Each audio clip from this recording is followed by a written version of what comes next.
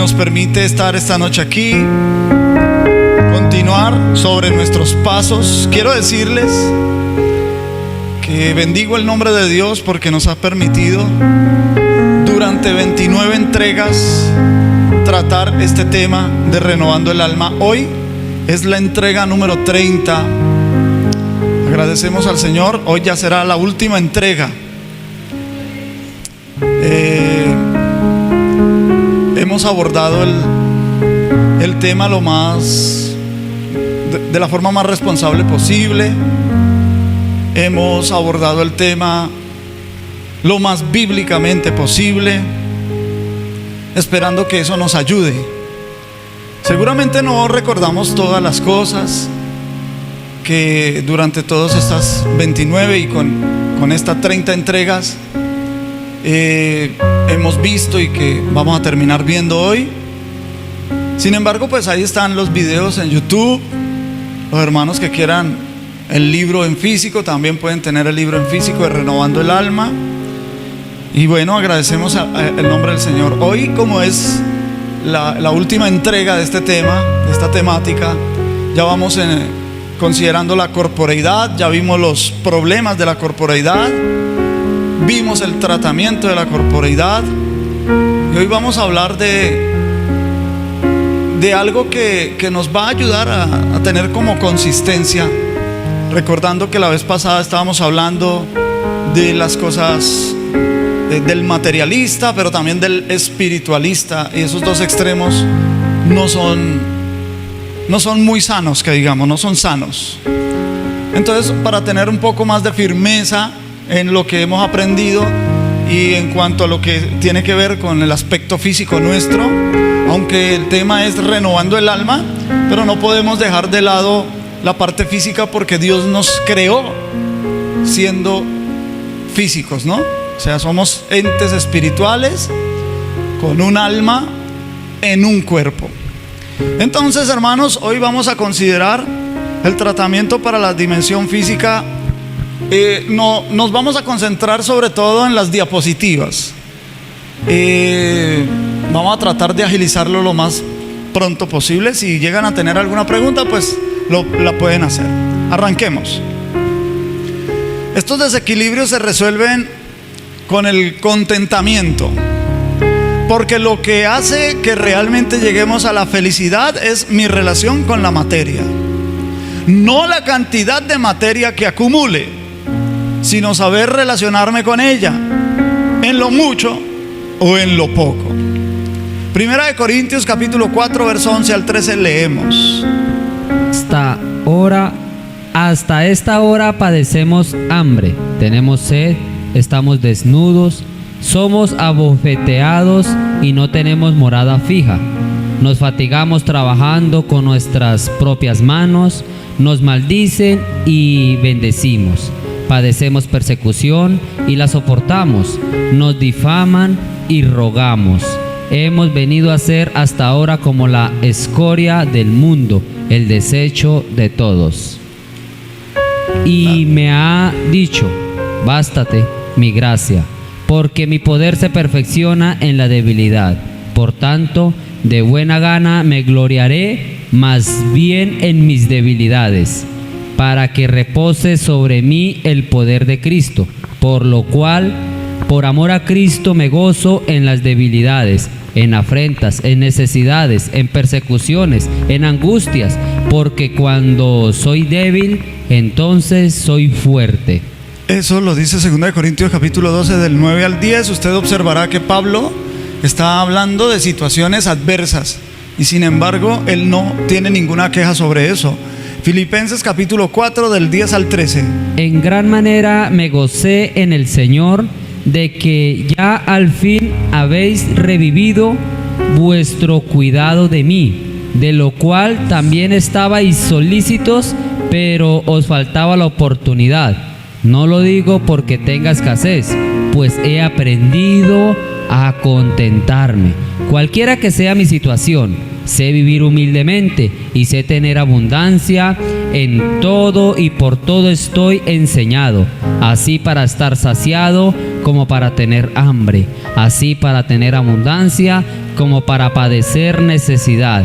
Todo lo puedo en Cristo que me fortalece. Y nótese que el contentamiento hay que aprenderlo. Dice Pablo, he aprendido a contentarme, ¿cierto? Cualquiera sea la situación.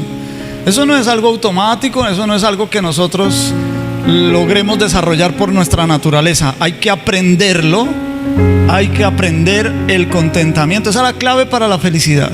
¿Listo? Y 1 Timoteo 6:6. Pero gran ganancia es la piedad acompañada de contentamiento. Mire, gran ganancia es la piedad, pero acompañada ¿con qué? Con el contentamiento. La piedad es, yo siempre pongo el siguiente ejemplo, me gusta ponerlo porque cuando vemos la ley de los contrarios, entonces podemos entender mejor el concepto. Digamos, una persona que no es cristiana sabe que su vecino está enfermo, lo visita, le lleva una bolsita de leche, le lleva un pancito, qué sé yo, le lleva un cariñito y se ofrece y le dice: vecino, lo que usted necesite y en lo que yo le pueda servir, cuente conmigo. No duden en llamarme, no duden en avisarme, ¿cierto? Eso es una demostración de piedad hacia el otro. En cambio, vamos a suponer un creyente, un cristiano, que se entera que un hermano en Cristo o una hermana en Cristo está enferma y dice: pues bien hecho, ojalá el Señor les tire el pescuezo para que aprenda. Entonces eso es no ser piadoso. ¿Sí bien? Entonces la piedad sí no es una virtud del creyente solamente. La piedad la puede practicar una persona no creyente, pero que eso traiga contentamiento. Bien, la piedad es hacer el bien, porque la impiedad tiene que ver más con la crueldad. Una persona cruel, entonces lo contrario de una persona cruel vendría a ser una persona piadosa. Pero la misericordia es una persona que da, y que da con abundancia. El piadoso comparte de lo que tiene, ¿sí? El misericordioso da porque tiene para dar, y para dar generosamente. ¿Listo? Bien, vamos. Pablo define la más preciosa posesión que el hombre pueda tener. Millones de personas han recorrido el mundo buscando paz mental y tranquilidad de corazón. Miles de millones de dólares se gastan anualmente en los esfuerzos que hace el hombre para encontrar contentamiento en las diversiones, viajes, bebidas alcohólicas y la satisfacción de sus pasiones físicas. Sin embargo, el propósito de esta búsqueda es ineficaz, porque el hombre aún tiene que vivir con su conciencia y enfrentarse a la pregunta sobre su destino eterno. Pero la dádiva de Dios no solo es vida eterna, sino que también proporciona paz mental. Una paz que significa que se ha aprendido a confiar en un Dios amante en medio de todas las incertidumbres de la vida. El cristiano se consuela en que conoce y pertenece a un reino mejor. El cristiano no necesita más porque tiene a Dios como a su único ayudador. Amén. Esa debe ser nuestra confianza. Del dicho al hecho hay mucho trecho. Está ese dicho, ¿verdad? Decirlo es fácil, vivirlo no es tan fácil. Porque en medio de una circunstancia difícil, confiar en Dios, que Él sea mi todo suficiente, cuesta, eso cuesta. Por eso Pablo dice: hay que aprender el contentamiento, hay que aprenderlo. Mire, Mateo capítulo 11, 28 al 30. Venid a mí todos los que estáis trabajados y cargados, y yo os haré descansar. Llevad mi yugo sobre vosotros y aprended de mí, que soy manso y humilde de corazón, y hallaréis descanso para vuestras almas, porque mi yugo es fácil y ligera mi carga. Mire, hallaréis descanso, paz para vuestras almas. ¿Cuándo hallamos ese descanso? Cuando venimos a Cristo. ¿sí? Por eso Hebreos también, no está en las notas, pero en Hebreos, el escritor a los Hebreos dice que el Shabbat del creyente, el reposo del creyente es Cristo. El que ha venido a Cristo ha entrado en su reposo, ¿verdad? Ese es nuestro verdadero Shabbat. Pregunta para que quede en la grabación. Yo siempre he entendido este texto, nunca lo había, digamos que llevado hasta el punto de vista de uno, porque yo digo que cuando hallaréis descanso para vuestras almas, este texto lo veo enfocado hacia el hecho de que ya no dependo de mis obras para ser salvo, sino que dependo de la fe y la gracia en Cristo, ¿cierto? Entonces ahí hay un descanso. Antes tenía yo que trabajar por mi salvación en la ley, ¿cierto? Entonces cuando yo entro a Cristo ya no tengo que depender de mis acciones para ser salvo, sino que gracias a Dios hay una nueva ley de la gracia. Entonces esto abarca de que aparte de ser la gracia de la salvación, podemos encontrar también un descanso en todas las áreas de nuestra vida. Sí, Luchito, lo que usted dice tiene razón en parte, porque lo que Pablo alega es que no es que en la ley de Moisés se tuviera que trabajar para la salvación. No. Él dice que el sistema religioso impuso esa carga de que el judío podía ser justificado por las obras, pero eso lo impuso la religión, no Dios. A través de su ley Dios no puso esa carga, ¿sí? Porque siempre en todas las épocas el ser humano se salva por la fe, ¿sí? ¿Por la fe en quién? En Dios. La fe es el requisito para la salvación, el objeto de la fe es Dios, ¿sí? Y el contenido de la fe, eso es lo que cambia en cada época, ¿sí? Entonces, por ejemplo, un judío cuando presentaba el sacrificio por el pecado, no se le exigía que tenía que creer en Cristo, tenía que creer en el sacrificio ese que estaba presentando, ¿cierto? Pero ese sacrificio Dios lo había ordenado porque eso era una figura de Cristo. Finalmente, entonces, la fe del judío que presentaba su ofrenda por el pecado, finalmente era una fe en Cristo, sin que lo supiera. En su intelecto no lo sabía, pero la fe es la fe, ¿sí me va a entender? Entonces, esa es la base que Pablo pone, esa es la tesis teológica de Pablo. No es que la ley de Moisés dijera que se justificaba por las obras de la ley, no, eso lo impuso la religión. ¿Sí ven? Entonces el texto que Jesús dice, el que viene a mí, ¿cierto? El que puede venir a mí, entonces puede encontrar paz, descanso para su alma. Todo lo otro es verdad, lo que se le viene en revelación aquí a Luchito, ¿no? Sí, también en el aspecto almático hallaréis descanso para vuestras almas. El alma necesita ese reposo, el alma necesita ese descanso de parte de Dios. Y además dice, porque mi yugo es fácil y ligera mi carga. ¿Por qué? Porque el Espíritu Santo es el que nos capacita. Ahora, ¿cómo alcanzar el contentamiento? Hay 7 ingredientes para esto. Entonces vamos a verlos rápidamente, esos 7 ingredientes.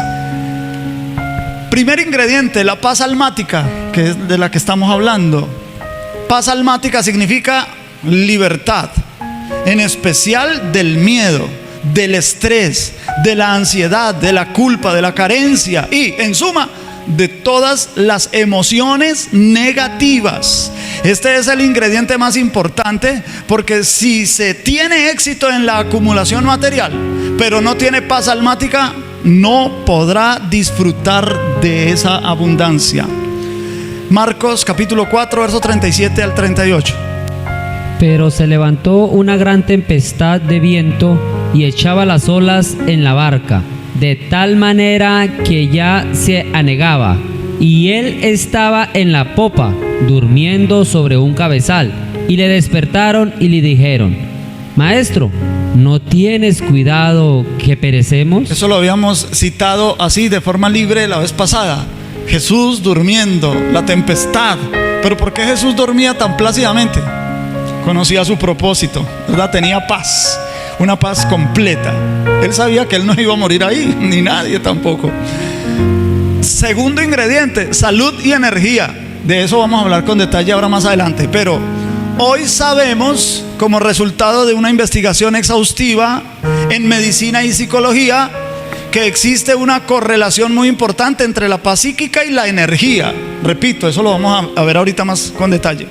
Entre el 80% y el 90% de los males que sufre el cuerpo humano están relacionados con la perturbación mental y emocional. Y si algo ocasiona desasosiego, es la abundancia desbordada de las cosas materiales o la desbordada carencia o necesidad.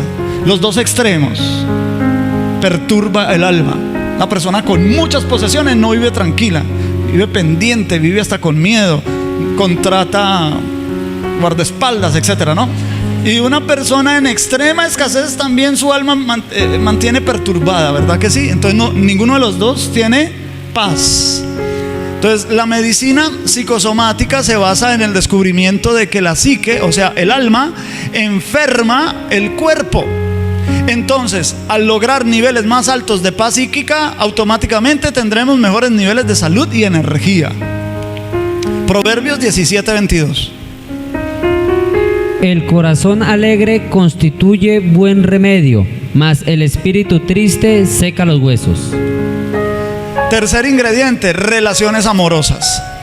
Tenemos la capacidad, por creación, de establecer relaciones duraderas y de largo plazo. Primero es con los padres y luego con aquella persona que elegimos como nuestra pareja y acompañante de vida. Podemos dar amor y ser amados. Si se logra mantener estable la relación de vida, se podrá mantener estable cualquier otra cosa. La calidad de nuestra relación marca lo bien que estamos como seres humanos. ¿Cómo se mide la relación amorosa? La respuesta a esa pregunta es otra pregunta.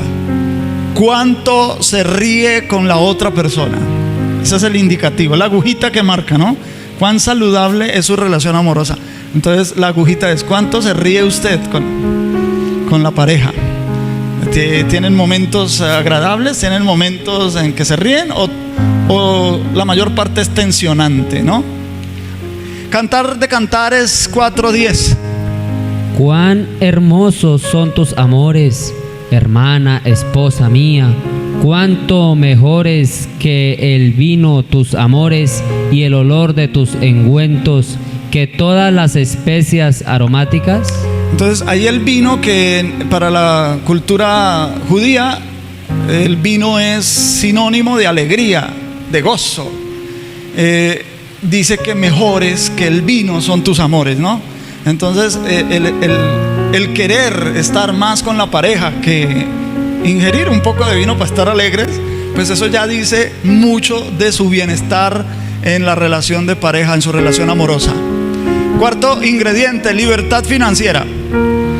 Tener suficiente como para no preocuparse por el dinero. Este epígrafe lo habría podido llamar prosperidad, pero ese término ha sido descuidado hacia la connotación equivocada hoy en día, tanto así que ha terminado por volverse un tabú. Se dice que la prosperidad es la abundancia de bienes materiales y no es así. Lucas capítulo 12 verso 15 dice: Y les dijo, mirad y guardaos de toda avaricia, porque la vida del hombre no consiste en la abundancia de los bienes que posee. La vida del hombre no consiste en la abundancia, ¿se da cuenta? En eso no consiste la vida. Entonces la prosperidad es mucho más y va más allá que solamente tener abundancia de bienes materiales. La prosperidad bíblica es tener lo que se necesita en el momento justo y no tener carencia de ninguna cosa. El mejor ejemplo de esto es Jesús. Aquí ya lo hemos dicho, pero lo vamos a recordar. El Hijo de Dios, cuando necesitó encarnarse, ya estaba María en Nazaret. Cuando necesitó huir de Herodes, llegaron los magos desde el oriente y le dieron regalos. Cuando necesitó iniciar su vida pública, ya ministraba Juan el Bautista. Cuando necesitó alimentar a las multitudes, apareció un chico con algunos cuantos panes y algunos pocos peces. Cuando necesitó pagar el impuesto del templo, apareció la moneda en la boca del pez. Cuando necesitó morir, estaba para ese propósito Judas, los principales del templo, Poncio Pilato y los romanos para crucificarle. Cuando necesitó que alguien le ayudara a cargar la cruz, se le obligó a José de Sirene. Cuando necesitó ser sepultado, llegó José de Arimatea. Todo durante su vida y aún durante su muerte lo obtuvo Jesús. Del mismo modo, la libertad financiera es lograr traer todos los recursos que son necesarios para la vida sobre la tierra desde el reino de los cielos. Dios sabe que si lo que necesitas es abundancia de dinero para que el propósito de Dios en tu vida, entonces Dios te dará esa abundancia. En caso de no ser necesario, Dios verá innecesaria la abundancia, pero no dejará que seas esclavo financiero. José, habiendo sido vendido como un esclavo en Egipto y con grandes limitaciones y carencias, sin embargo, Génesis 39, 1 y 2 dice: Llevado pues José a Egipto, Potifar, oficial de Faraón, capitán de la guardia, varón egipcio, lo compró de los ismaelitas que lo habían llevado allá. Mas Jehová estaba con José, y fue varón próspero, y estaba en la casa de su amo el egipcio. Esa última oración, y estaba en la casa de su amo el egipcio. O sea, él era un ¿qué? Esclavo. Y sin embargo dice que fue varón próspero. ¿Cómo puede ser próspero un esclavo? Entonces vea, ¿cómo es que la Biblia dice que José, siendo un esclavo, era varón próspero? Al menos por una razón de mucho peso: porque Jehová estaba con él. Entonces, si Dios está con nosotros, hermano, tenemos prosperidad. Digan amén. La oración del Padre Nuestro nos enseña que podemos pedir: venga tu reino. Mateo 6:10. Eso quiere decir que todo lo que hay en el reino de los cielos puede ser manifestable para nosotros aquí y ahora, siempre y cuando que eso que pedimos esté de acuerdo con la voluntad del Padre, porque el texto continúa diciendo: hágase tu voluntad. Y todo lo que en la voluntad de Dios sea para nosotros, en esto estaremos contentos, o tenemos que aprender a estar contentos. Si Dios me manda una gripa de una semana, en medio de esa gripa, estar contento. No es fácil, pero estar contento, ¿cierto? Si el Señor me trae a mí unos cuantos milloncitos, aprender a estar contento también con eso, amén. Bueno, quinto ingrediente: metas e ideales valiosos. Esto nos da la sensación de significado y propósito. El doctor Viktor Frankl, fundador de la logoterapia, incluyó, después de toda una vida de investigación, que nosotros como humanos necesitamos de significado y propósito. Necesitamos saber en las mañanas el por qué nos levantamos. Cabe decir, ¿no?, que Viktor Frankl fue sobreviviente de los campos de concentración nazi, ¿no? Necesitamos creer en lo que hacemos y creer que eso que hacemos es para el bien del otro, y que con esto nuestro propósito comienza a ser claro. Necesitamos incentivos, alicientes, impulsos. La palabra de Dios es especialista para eso. Estas metas e ideales serán valiosos si están acordes con nuestros valores de fe. Lo que hemos descubierto es que en un 85% de las personas no tienen ningún valor o sentido de dirección. Solo divagan por la vida reaccionando a lo que se les presenta, y no han descubierto el propósito de Dios para sus vidas. Y este es un aporte significativo para la infelicidad. No conocer nuestro propósito nos hace infelices, hermano. Segundo libro de Samuel, capítulo 7, verso 2 al 3. Dijo el rey al profeta Natán: mira, ahora yo habito en casa de cedro, y el arca de Dios está entre cortinas. Y Natán dijo al rey: anda y haz todo lo que está en tu corazón, porque Jehová está contigo. Entonces David conocía que su vida era para el propósito de hacerle casa a Dios. Él había hecho una casa, un palacio, recubierta de cedro, pero que Dios no tenía dónde morar. Entonces él tenía eso como propósito, ¿cierto? Entonces el profeta le dice: hazlo, hágalo, Jehová está contigo. Pero aunque el Señor no permitió que David personalmente le edificara casa, ciertamente sí permitió que su hijo Salomón lo hiciera. Aquí vemos una meta valiosa a largo plazo, acorde con la voluntad de Dios, y que traería esplendor a Jerusalén durante generaciones. Sexto ingrediente, el autoconocimiento. Significa conocernos a nosotros mismos. Este trabajo tiene el propósito de que aprendamos a conocernos para nivelar cada desequilibrio almático que padecemos. Y de eso se trató renovar el alma, autoconocernos. Primera de Corintios capítulo 2, verso 11.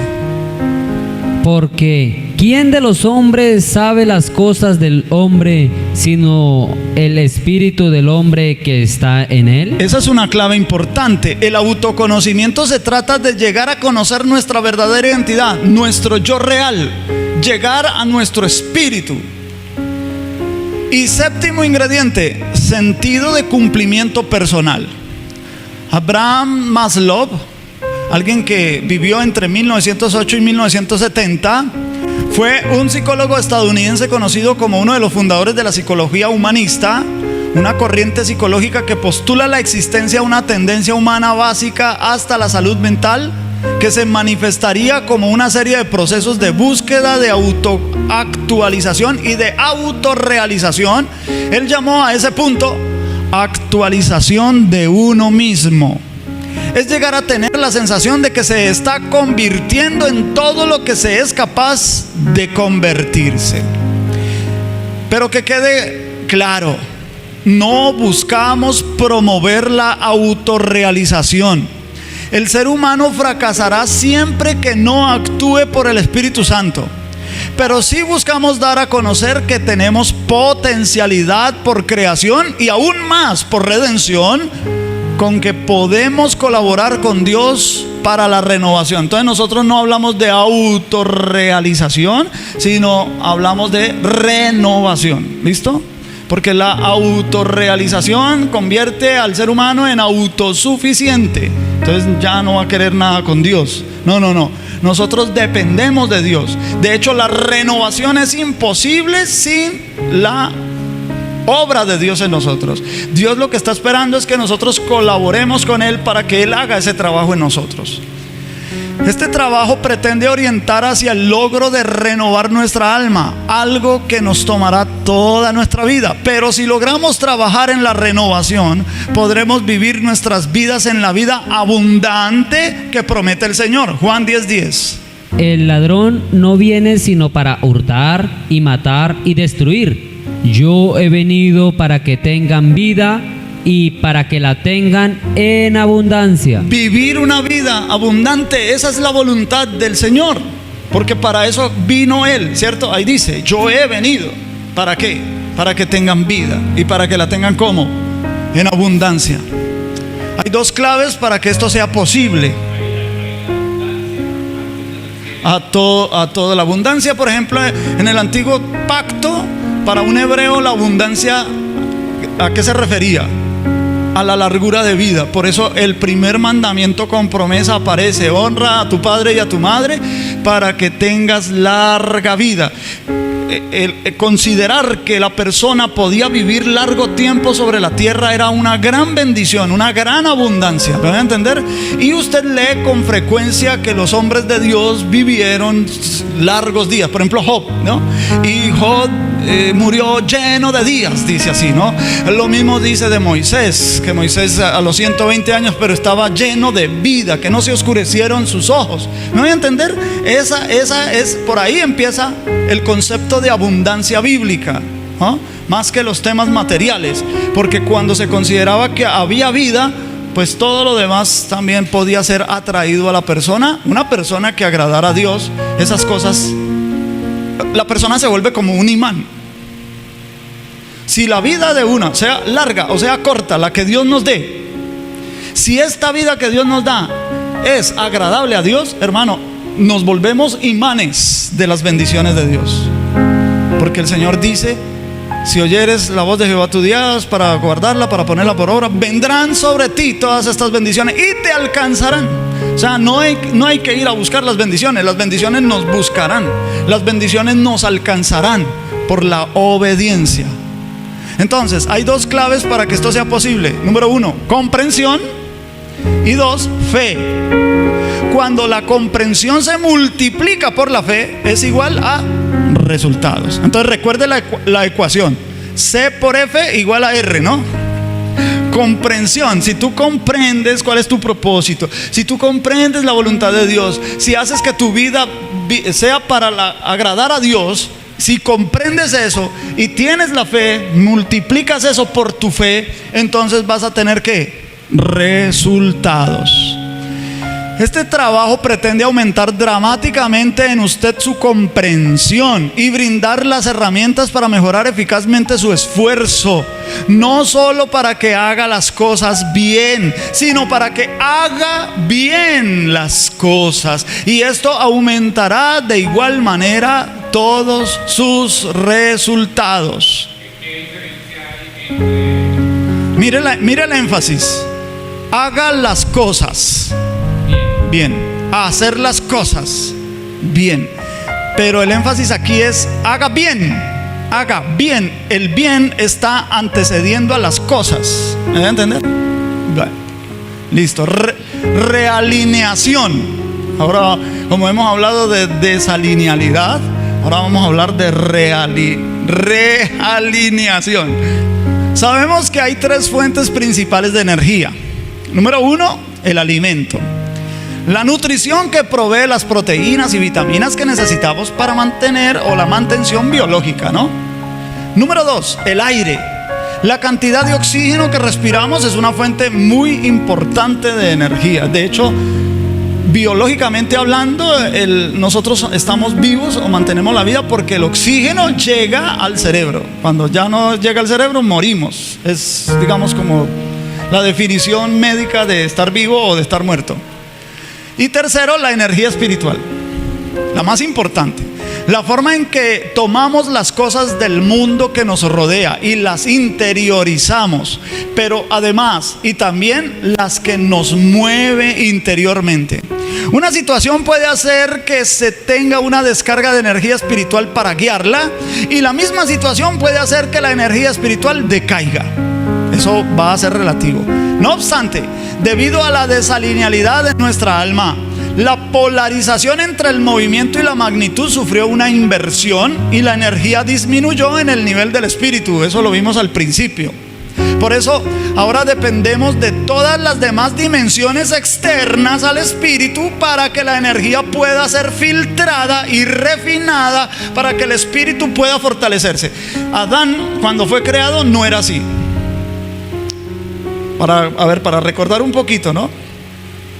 Las cosas espirituales, que las representamos siempre con esferitas allá en la parte superior, y las que van bajando son más externas, ¿no? Hasta llegar a la corporeidad. Entonces, antes, cuando Dios formó a Adán, físico y espiritual y físico, había una polaridad en esa energía.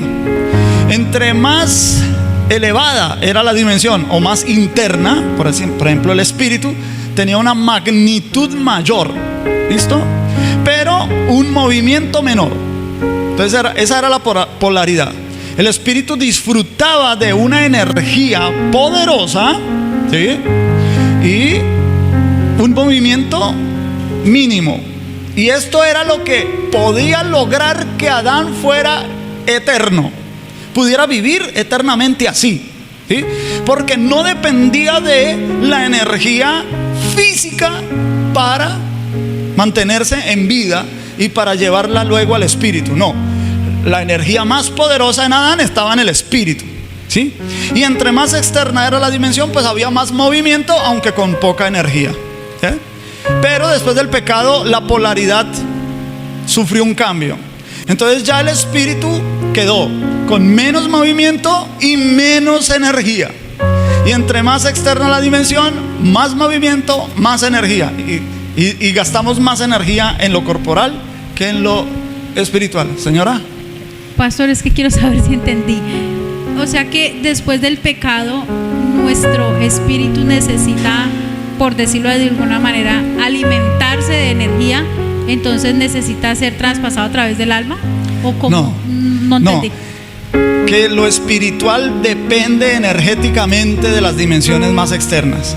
Antes no era así, no dependía de eso. Ahora depende. ¿Sí me van a entender? Eso. Entonces ahorita vamos a explicar un poquito eso. Si Adán fue creado así y Adán tuvo una humanidad perfecta que la perdió por el pecado, porque ya entró la muerte, ¿cierto? Por el pecado entra la muerte en Adán. Cristo,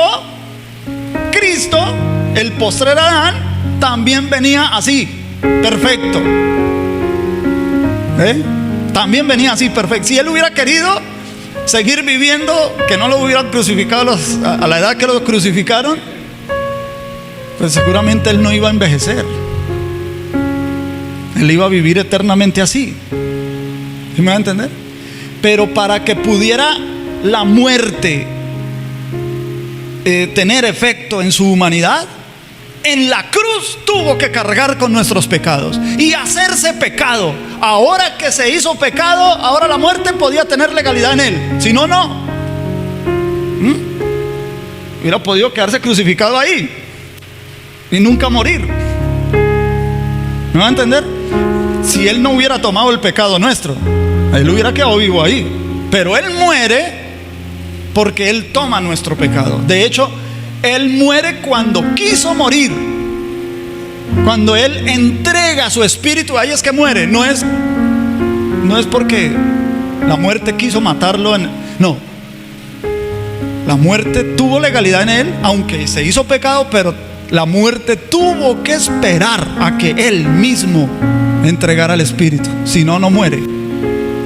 Porque él mismo había dicho: tengo poder para dar mi vida y tengo poder para volverla a tomar. Entonces, no es que el espíritu carezca por completo de energía, Ginita, ya que su energía proviene del mismo campo al que pertenece, de lo espiritual, pero sí depende de lo que las otras dimensiones permitan para su crecimiento. El cuerpo es una fábrica sorprendente de energía y genera energía de diferentes calidades. Es como una refinería de petróleo.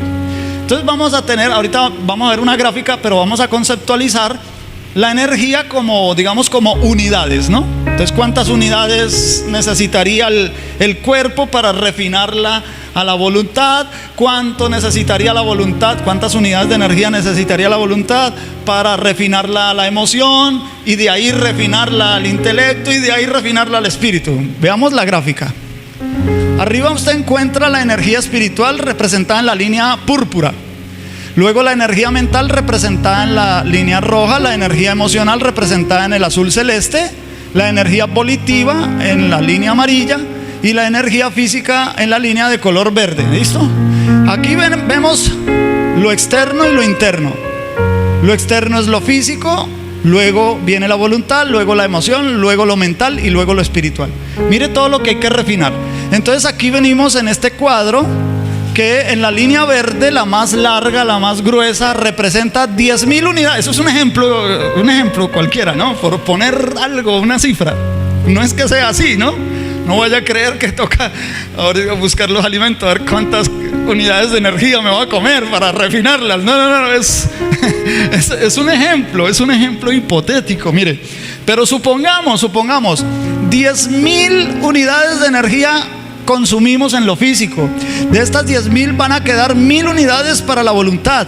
De estas 1,000 unidades quedan 100 para las emociones. De estas 100 unidades quedarían 10 unidades para lo mental. Y de las 10 unidades se refina para una unidad de energía en lo espiritual. Expliquémoslo así, vea. Supongamos que ingerimos cierta cantidad de calorías que representan 10,000 unidades de energía. El cuerpo usa esa energía para actividades físicas. Dependiendo de cuánta energía el cuerpo gaste, dejará un resto para refinarla en un nivel más elevado o interno. el movimiento que tiene la energía residual en la cadena energética la convierte en energía volitiva, desde donde ocurren movimientos ejecutivos, el querer hacer las cosas. Se necesitan, según nuestro ejemplo, que es hipotético, 10.000 unidades de energía física para producir 1.000 unidades de energía volitiva.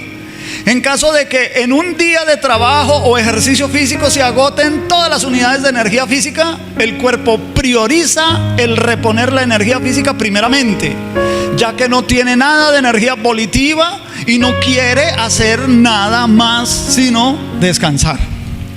Pero si la voluntad tiene la energía suficiente y no gasta todas las unidades en ella, se refina esa energía a la energía para una dimensión más interna. ¿Cuál? La emoción. Y se necesitan 1.000 unidades, en nuestro ejemplo, 1.000 unidades de energía en la voluntad para producir 100 unidades de energía emocional. Y si la emoción no gasta toda la energía y tiene una reserva de 100 unidades, que son las necesarias para que en la faceta intelectual se produzcan 10 unidades de energía mental, y de cada 10 unidades de energía mental se refina a una unidad de energía espiritual. La energía espiritual es una forma muy fina de energía, o sea, ya va refinada, no es como la energía física. Si la energía física es refinada para que se convierta en energía psíquica, una vez llegue a ser energía volitiva, y si nuestra voluntad está proyectada, ojo, si nuestra voluntad está proyectada en cosas positivas, como cuáles, como el respeto, lenguaje positivo, decisiones acertadas, etcétera, entonces la energía se eleva a la emoción. Y la energía emocional, si se alcanza a refinar hasta la emoción y esa energía se invierte de manera positiva, como en el entusiasmo, el gozo, la tranquilidad, la alegría, etcétera, se gasta muy poca energía emocional y la energía sube a la energía mental. Y si nuestra condición mental es positiva, pensamientos positivos, proyectos productivos, etcétera, entonces desarrollamos energía positiva para introducirla en el espíritu. Lo negativo es lo peor que hay, hermano. Ya dijimos que eso nos enferma incluso, o lo dice la Biblia. Nos enfermamos por las cosas negativas, emociones negativas, voluntad negativa, emociones negativas, pensamientos negativos. Hasta nos enferma el cuerpo. Ahora el espíritu, ¿qué podrá recibir? Nada. No es que el crecimiento espiritual depende exclusivamente de esta energía refinada, sino que en el crecimiento espiritual dependen otros factores que son, en su mayor parte, espirituales.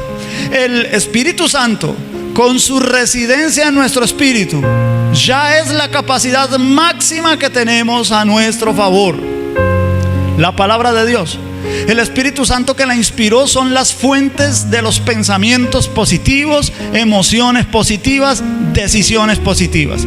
En otras palabras, cuando somos obedientes a Dios, tenemos la vía muy libre para refinar la energía a energía espiritual.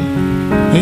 La obediencia a la palabra de Dios, porque la palabra de Dios trae a mí los pensamientos positivos, las emociones positivas, la voluntad positiva, y esto hace que la energía se refine más rápido en nosotros. Las energías espirituales provenientes de Dios son poderosas en nuestro espíritu siempre y cuando nosotros entremos en una relación íntima con Él. Las prácticas espirituales, oración, congregación, estudio de la palabra de Dios, ayuno, vigilias, etcétera, son importantes en el crecimiento espiritual. El poder espiritual se incrementará a medida de nuestra relación íntima. No obstante, el realinear las facetas es una responsabilidad nuestra, y para la realineación se requiere que usemos adecuadamente la energía que desde lo físico consumimos. Sin embargo, y este es el gran problema, la mayoría de nosotros gastamos toda nuestra energía en la faceta emocional. Ese es el gran problema. El agotamiento en nosotros viene sobre todo de una intensa actividad física, y cuando en lo físico no se agota toda la energía, el agotamiento viene de una intensa actividad emocional, por lo que queda muy poca energía para refinarse a los niveles más internos. Nosotros somos seres inmateriales con un cuerpo material que nos transporta a todas partes. Y si toda la energía la gastamos en la negatividad emocional, el miedo, la envidia, la desesperanza, el doble ánimo, la idolatría, la ira, la impotencia, el orgullo, las blasfemias, la soberbia, la avaricia, etc. Hay un largo etcétera. Y ejecutando volitivamente esas emociones, condenando, señalando, criticando, guardando rencor, dando falso testimonio, involucrándose en conversaciones negativas, etcétera, etcétera, etcétera. Entonces no se tiene, es al revés. No se tiene, perdón hermano porque ahí se cometen errores. Entonces no se tiene ninguna de las llamadas altas formas de energía con las cuales hacer una vida mejor y disfrutar de la vida abundante prometida por nuestro Señor Jesucristo. El 85% del éxito en realinear sus facetas depende del refinamiento de energía y la inversión de esa energía en el espíritu, porque la energía que proviene de lo físico y se refina es la que puede ir usándose adecuadamente para que las facetas se alineen. Las energías espirituales son aprovechadas por el espíritu, pero las energías físicas pueden ser transformadas en energía psíquica, o sea, almática, y aprovechada por el alma. Un ejemplo de una práctica espiritual que el espíritu aprovecha, pero el alma no es el don de género, pero el alma no es el don de géneros de lenguas. 1 Corintios 14:14. Porque si yo oro en lengua desconocida, mi espíritu ora, pero mi entendimiento queda sin fruto. Eso, entonces ahí está el don de género de lenguas. La persona ora en lenguas, pero eso es para un aprovechamiento espiritual. El alma, o sea, el intelecto, queda sin fruto. No hay un aprovechamiento ya almático. ¿Me va a entender? Eso ya es una energía espiritual, una energía divina, algo dado por Dios. Y cuando la persona usa ese don, solamente se aprovecha esa energía en el espíritu. El alma no la aprovecha, a no ser de que haya, ya después, no es el tema, a no ser de que haya interpretación de lenguas. Perdón. Sí. En el tema de las energías, de cómo trasciende y se va refinando esa energía de lo físico a lo espiritual, en el ayuno, digamos, cómo funcionaría, ¿no?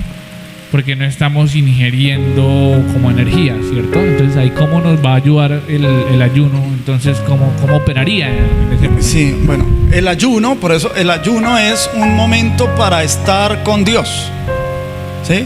No para invertirlo en otras actividades, porque pues el cuerpo se va a agotar porque no hay suministro de energía física.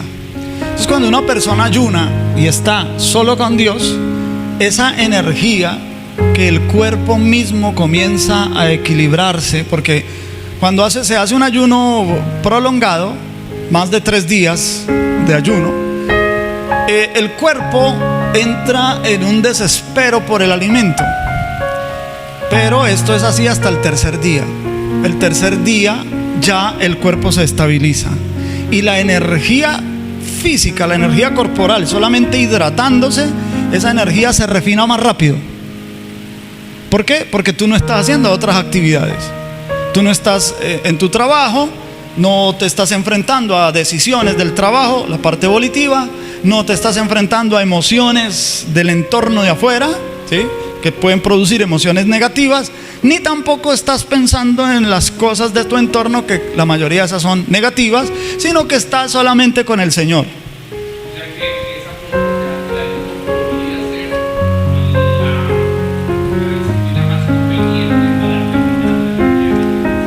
Sí, el ayuno sirve para muchas cosas. Primero que todo, poniendo balance en nuestra carnalidad, ¿sí? Y esa energía se canaliza, se refina, es el término que estamos usando, se refina más rápido.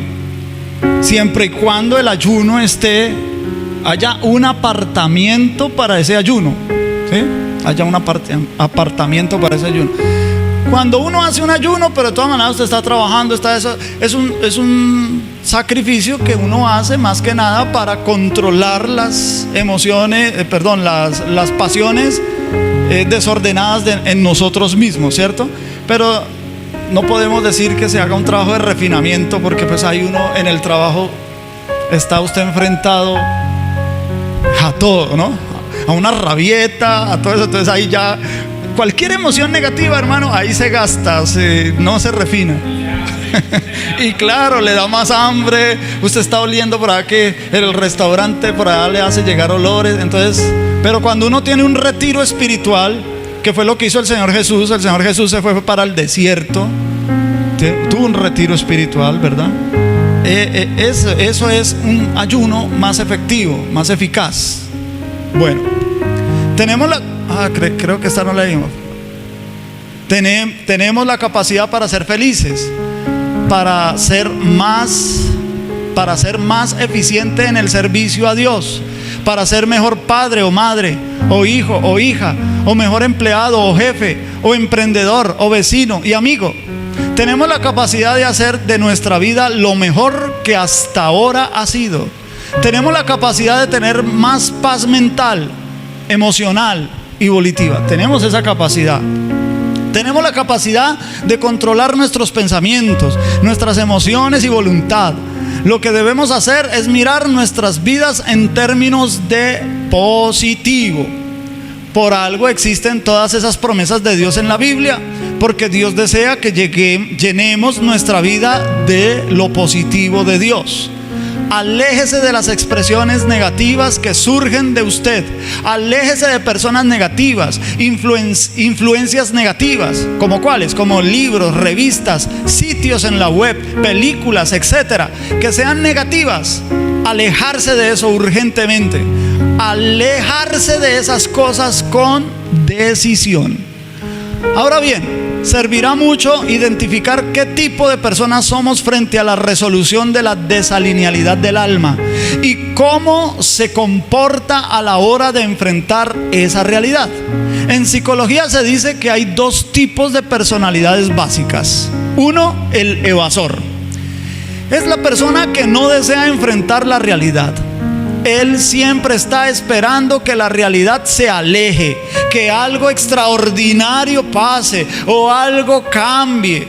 Los evasores son personas irritables y estresadas a niveles muy altos. Y el segundo es el que confronta. Es una persona que con frecuencia se muestra más sana que el evasor, porque desde niños nos enseñan indirectamente a evadir las responsabilidades. Cuando la mamá dice al hijo, salga y diga que no estoy, es una enseñanza que se arraiga en la mente intuitiva del hijo. Los confrontadores mantienen la presión sanguínea más estable, lo que ocasiona una estabilidad importante en cuanto al estrés. El que le pone el pecho a la brisa siempre, ¿no? El factor más poderoso de todos, vamos a aprenderlo. El factor más poderoso de todos los que hasta aquí hemos mencionado es el amor.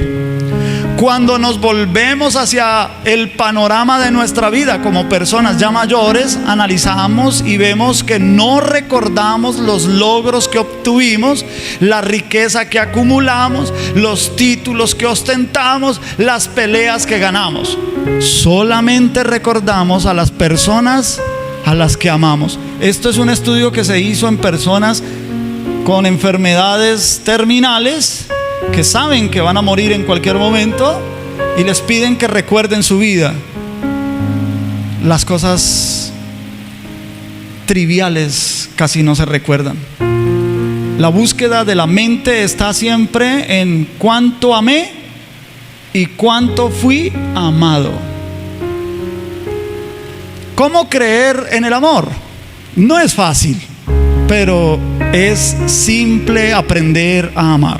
Número 1, aprenda a aceptarse como un ser valioso, que es amado por Dios incondicionalmente, que envió a su Hijo unigénito a morir por sus pecados y por lo tanto digno de respeto. Entienda que usted vino a esta tierra con un propósito específico e importante, y que Dios no hace a nadie extra, que no hace a nadie chatarra, que no vino a este mundo sin una razón. Ahora bien, su propósito inmediato es hallar su propósito. Su propósito inmediato es hallar su propósito. Número 2, aprenda a aceptar cualquier responsabilidad por lo que es y todo lo que hace. Significa no echar culpas a nadie más como pretexto de su responsabilidad. Solo vaya adelante. Tercero, aprenda a perdonar. Una de las llaves del reino de los cielos, la capacidad para perdonar, está en nosotros. Jesús lo dijo, hasta 70 veces 7 en Mateo 18:22. Es decir, indefinidamente. Si vas a hacer la cuenta de todas y cada una de las veces que perdonas, entonces eso significa que en realidad no has perdonado. Porque cuando Dios nos perdona, lo hace de veras. Y en la próxima vez que volvemos a pecar contra Él, Él nuevamente nos perdona de veras y no dice, van dos. Cuarto, llene la mente de pensamientos de amor. No alimente la mente con golosinas. Nútralos con pensamientos que lo lleven a superarse lo más que pueda como persona. Golosinas, pues entretenimiento. Quinto, comprométase a estudiar las Escrituras como meta de crecimiento en el conocimiento que es en Cristo. Entre más conozca, más entenderá su propósito y entenderá el amor de Dios para su vida, por lo que usted también entenderá su verdadera posición frente a Dios y frente a su prójimo. Sexto, cuide bien su cuerpo. Su cuerpo es el vehículo de su alma y espíritu, y es a la vez el templo del Espíritu Santo. Séptimo, ponga a Dios como lo primero en su vida. Practique la bondad, la generosidad hacia Dios primeramente, y después a la familia de Dios y a todo cuanto le sea posible, en donde sea posible, las veces que le sea posible. Pero primero, Dios. Al practicar todos estos principios, usted empezará a volverse una persona llena de amor. Entre más los practique, más desarrollará el amor. El amor crece si se le ejercita. Si usted se vuelve una persona de amor, se irá impulsando inexorablemente hacia el propósito de Dios para su vida. Verá que usted fue creado para servir a los demás, y al servir a los demás, usted sirve a Dios. La clave siempre ha estado delante de nuestros ojos. Apocalipsis capítulo 1, versículo 6. Y nos hizo reyes y sacerdotes para Dios, su Padre. A Él sea gloria e imperio por los siglos de los siglos. Amén. El que nos haya hecho reyes y sacerdotes significa que reinaremos si servimos, porque un sacerdote es un servidor. Entonces vamos a reinar si servimos. A veces el reino de Dios se confunde con la política secular, Señor, con posiciones de poder. No. Recuerde que allá todo es al contrario de lo que es acá. Allá el Señor tiene la intención de que reinemos. O sea, la intención de Dios desde allá es que nosotros podamos reinar acá. ¿Cómo vamos a reinar? Sirviendo. Bueno, y muchas bendiciones. Damos la gloria al Señor porque pudimos terminar este proceso de renovando el alma, hermanos. Ahí está el material para que usted lo pueda repasar. Usted vuelva y haga el repaso, y es muy bueno.